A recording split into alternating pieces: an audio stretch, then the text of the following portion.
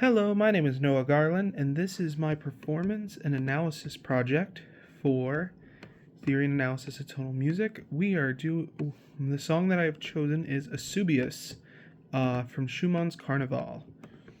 Now, I have two pieces of analysis that I feel would be really helpful for a performer.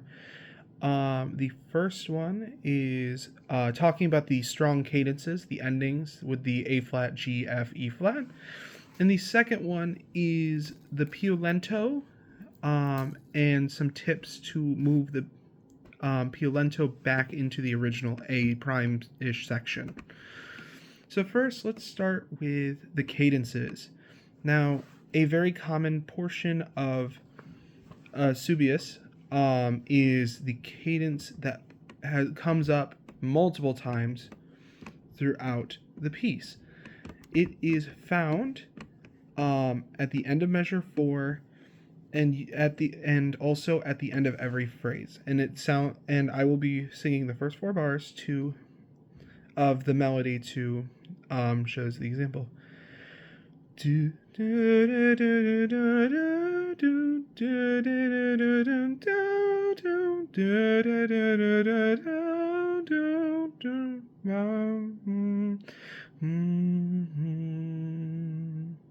know that might have been sung wrong, but you get the idea. The final do do do do. It's a fa mi re do into what looks to be an IAC. This, like I said, shows up throughout the entire thing and is also what ends Subius itself. A couple notes to keep in mind while performing. As a performer, this is the strongest cadence of the piece. Make sure to realize that it is a cadence, it is an ending before you move on to other stuff, before you move on to the next section or another portion of the piece that right after this. And with the line always coming back, remember that as a musician, you shouldn't always give the same phrase, the same style every time, as it can become boring to the listener if you keep it the same. Schumann gives you a little bit of help with the più lento portion, keeping it in kind of a forte before moving back to the piano style, so you kind of get a forte, piano forte piano, which is really cool, but also realize that you can also change it up if you think that it's important and give it a little bit more sound. But yeah, that's that. The second part is the più lento, making sure that it connects back to the odd tempo. Now, the più lento is actually very similar to the A section, in which it seems to be, it's a louder variant, and it isn't necessarily faster, but it based on the notes, it seems like a faster version of the A section. And it also has dual octaves as well, which gives it a different feel. Like I said, it's very similar to the thing, and I will sing the beginning of the più lento now.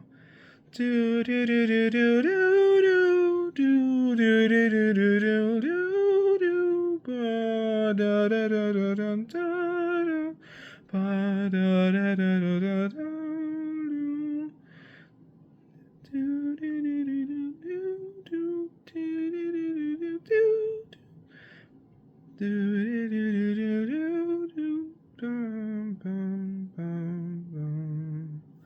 Yeah, that's the più lento part before the odd tempo. It's not meant to be necessarily a faster deal. However, as a performer, I might, or as a analyst, I might recommend it to be a little bit faster, as it, like I said, it gives it a little bit of a bigger feel.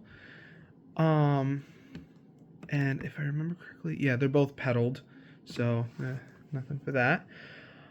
What I would recommend mainly to connect these two together is to make sure to kind of keep the ending of the B section similar for the odd to the odd tempo-ish. So in the final measure before the odd tempo of the B section, that is pretty much when you start to slow down back into the odd tempo.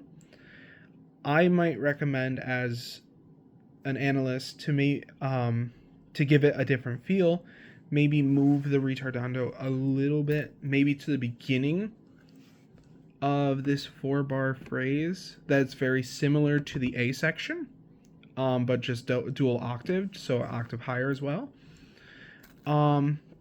It'd give it a nice feel, and obviously if you're going to do a retardando there, I would recommend not making the retardando slower, so like ease more. But the biggest thing that I think would connect the piece together is making a pause right before going back to the odd tempo. As I feel this would give the audience a breath going back into the A section, or the A prime section. But yeah, that's my analysis and what I feel would be good as a performer of this piece to do. Thank you so much, and have a great rest of your day.